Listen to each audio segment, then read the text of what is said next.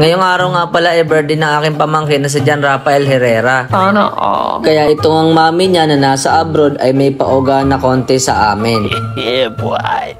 Dito nila kami nilibre sa Bunju. At dito yan matatagpuan sa Barangay Parulan, Plaridel, Bulacan. Madali silang makita kasi katabi lang sila ng Alphamart. Ilang beses na rin palang kaming kumain dito. Sana all. Ang daming kumakain dito pamilya. Bago ka pumasok ay makikita mo kanilang magandang lobby. Ayun nga, nagkagulo na sila nang sinabing pwede na raw pumasok. Siyempre, pag may birthday, hindi natin makakalimutan ng cake. Bago ka pumasok, tinignan ko muna yung kanilang mga rules, baka kasi nagbago. Ito, nakita ko nga nagbago na 200 pesos na per head. Pumasok na nga si raketerang tendera at nag-video na sa mga pagkain. Dito nga pala sa Bunju, kahit na gabi ay maaliwalas ang lugar. Huling punta namin dito, tandang-tanda ako pa. Tatawa talaga kami itong napag-uusapan kaya hindi ko nasasabihin sa inyo.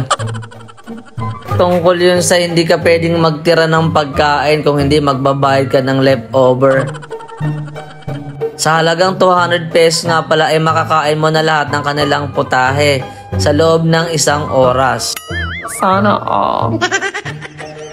Pagkatapos ko nga mag-video ay nagsimula na kami kumain. Ito na nga si tita, si tatay at ito yung aking panganay, si Paula. Ito nga palang bunso ko ay wala nga palang bayad yan.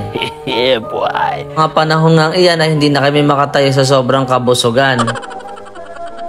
Sa sobrang gutom nga ng mga kasama namin ay huli na naming nakantahan ng happy birthday si Paeng. Happy birthday na Paeng!